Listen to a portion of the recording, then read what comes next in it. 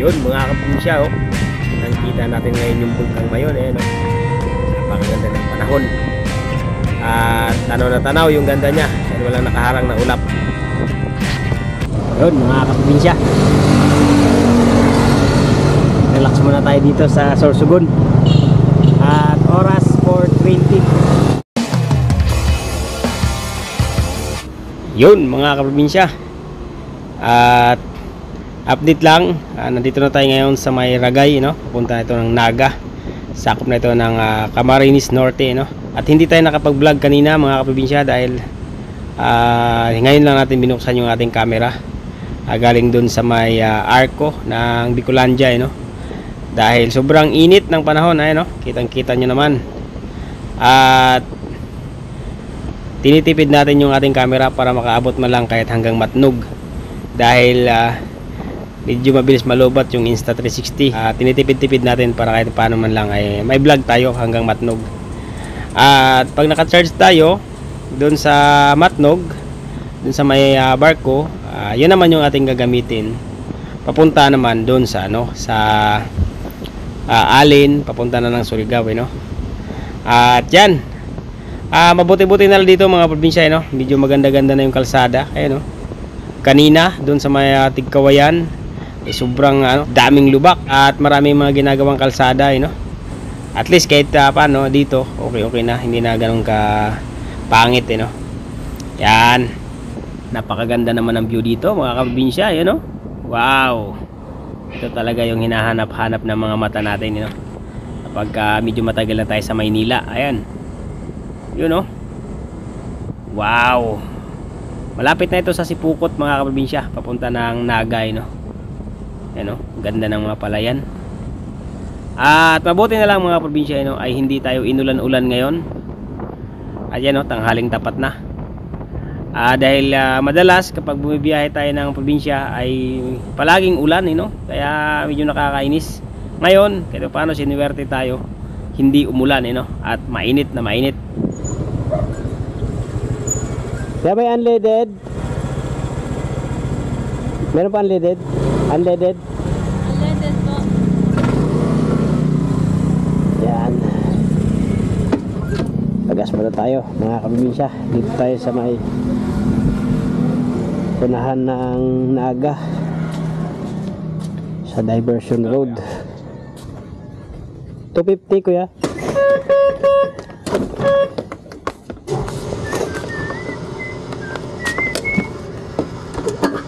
Yan.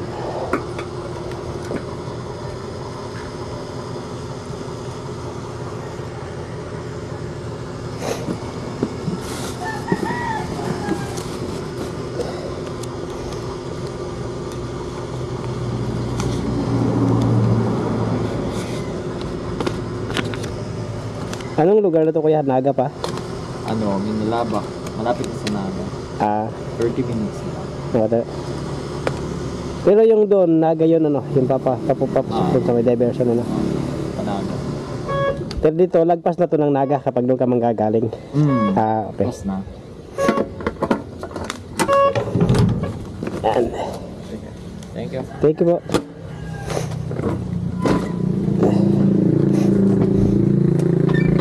Sa unahan tayo ng Naga, mga kaprobinsya. At nakapagpagas na tayo. Hanap lang tayo ng pwedeng mapagpahingahan. Kasi para makapagpahinga si COVID at kanina pa ito bumibiyahe. Yan. Yun mga kaprobinsya. Update oras. Ayun, 1:55. At nagpahinga lang muna ako dito sa unahan ng Nabuwa, malapit na sa Pulanggi, Albay.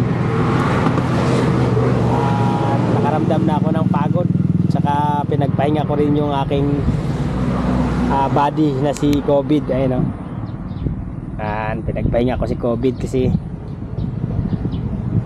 straight yung biyahe niya.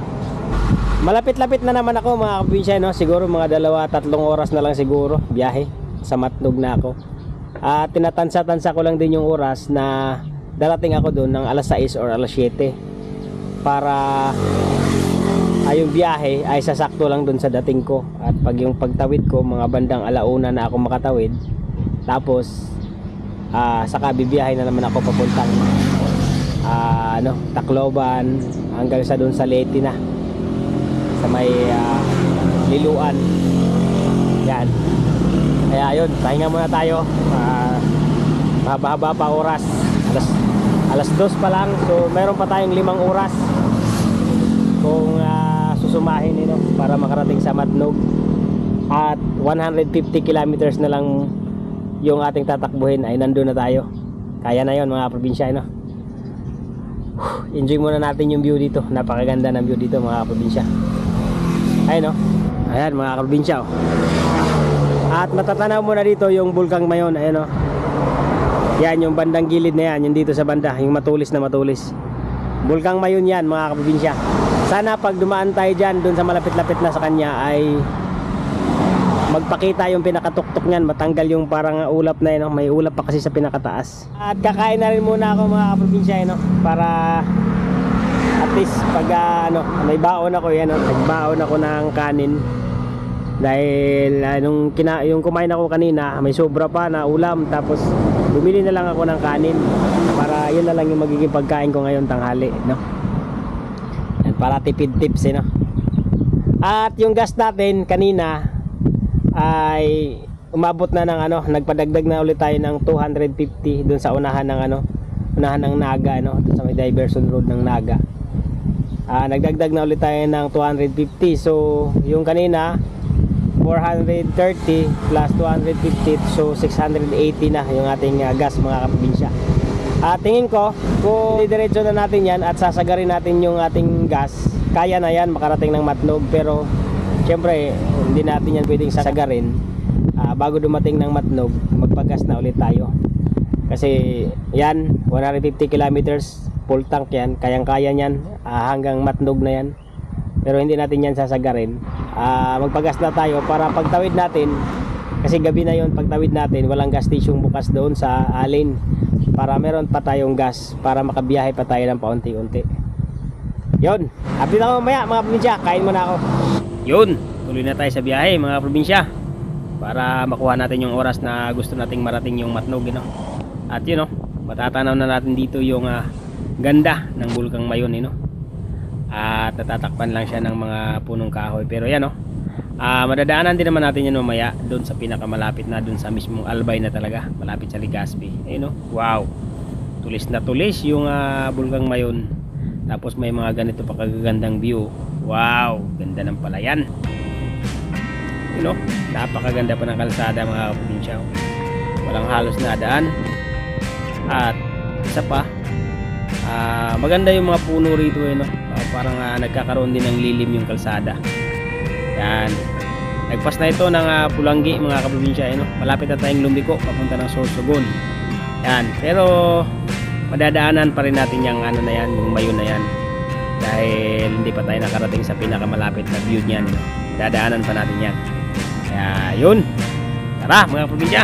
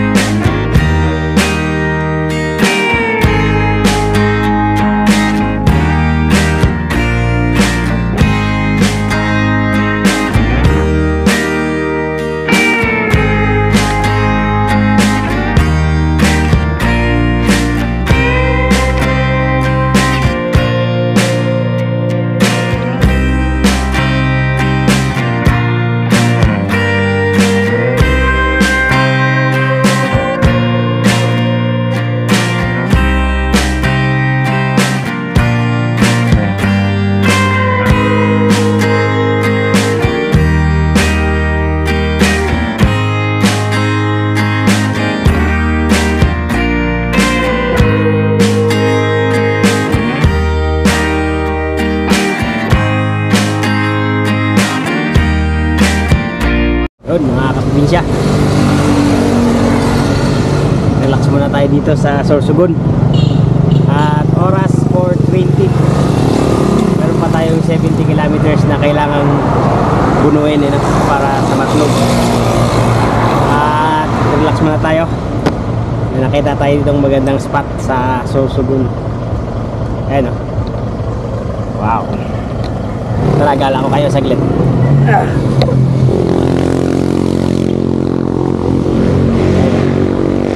Wow.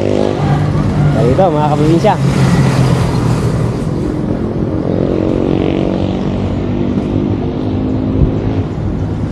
May dagat dito sa baba.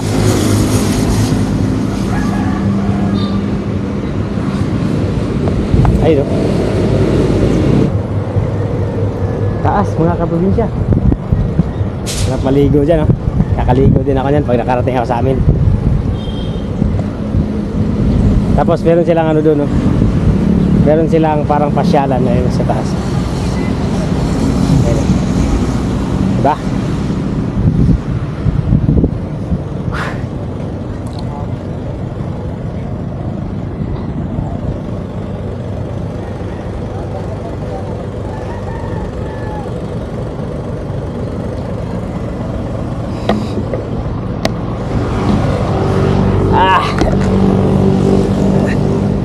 Relax muna mga kaprobinsya.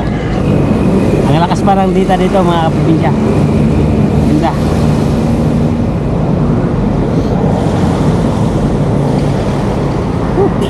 Balak nating makarating doon mga probinsya ng alas 6, pero parang mas maaga pa sa alas 6 kung tutuloy na tayo. Kaya ano muna tayo, magpahinga para dating natin doon alas 7 o alas 6. Bumili pala ako sa 7-Eleven mga probinsya ng ganito, ng galon absolute tubig to mga probinsya. At mamaya tatapon ko to, lalagyan ko to ng gasolina mamaya, kasi pagtawid natin ng Samar wala nang masyadong ano doon, walang masyadong bukas na gasolinahan kapag kagabi na, kaya kailangan natin to.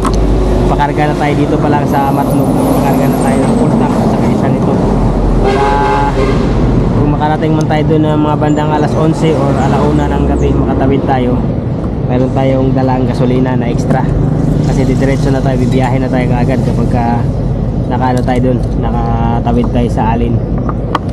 Yan. Yun mga probinsya, time check alas 5 na no?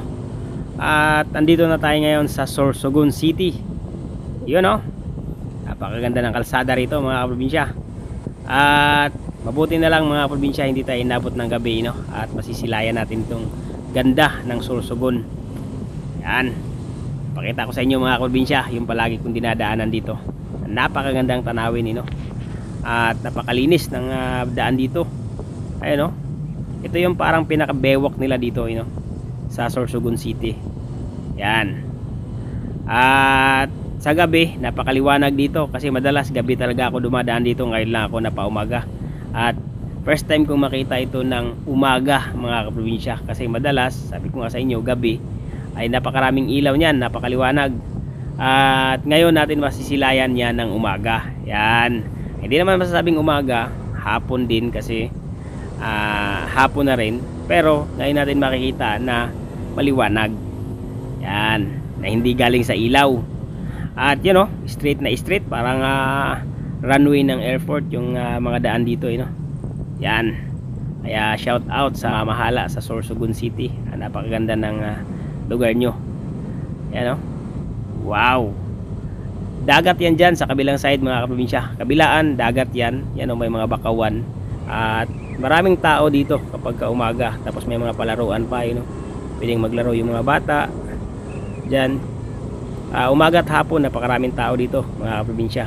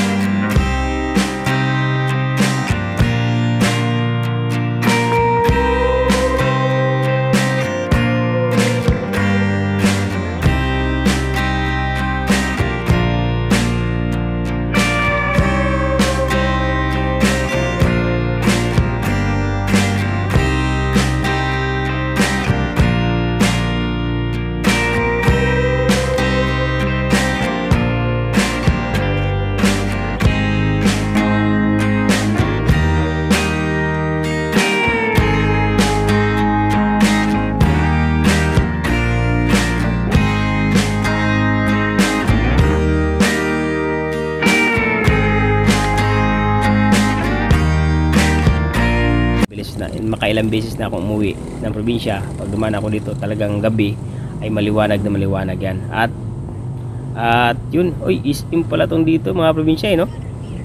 Ano, napakalaking SM naman ito. Aba, parang ito na yung magiging molobisya ng ano, Bicol, no? Ayun, no? Napaka ano ng ano nila. Tapos na, pero dinudugtungan lang. Parang molobisya nga ang kalalabasan nito, no? Dugtong lang ng dugtong ng building.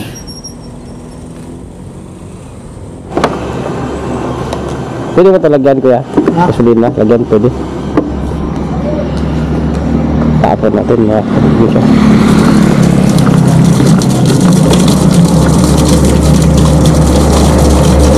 Sayang, tubig eh.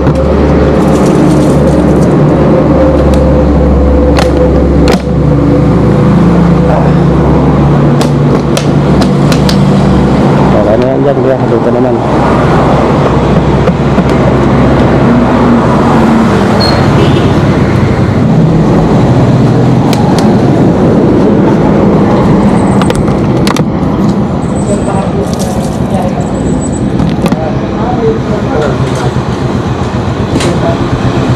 Puno din, kuya. Puno? Oo. Isa pa nga, kuya. Hugas pa na isa.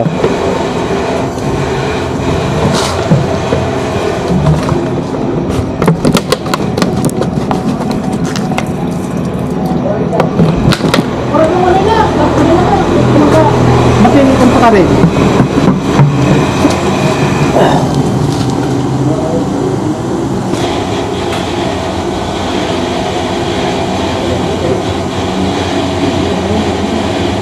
Tap, okay na yan. 547. 547.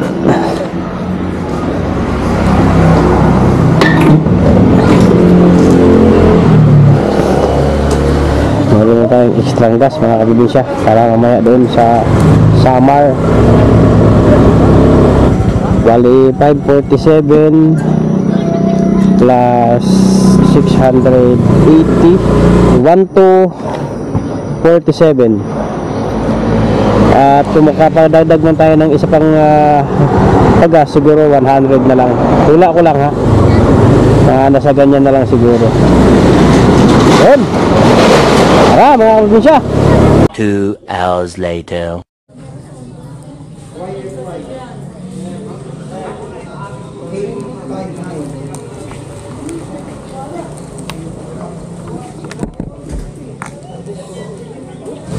Yun mga kaprobinsya, tapos na tayo.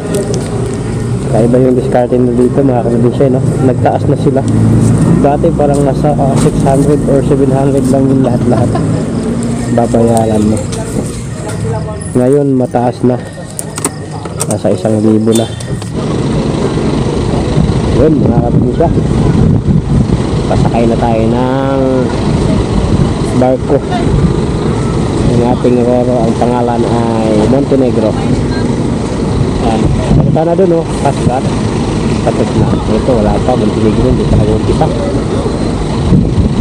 At yun, mamaya pag nasa loob na tayo, sana makapag-charge tayo mga probinsya kasi wala na, lubat na tayo. At siguro mga 2-3 oras ang biyahe nito. Kaya malamang sa malamang dating natin doon ay 1:00 or 12:00. Depende kung kailan matapos kung pag ano dito, loading. Yun.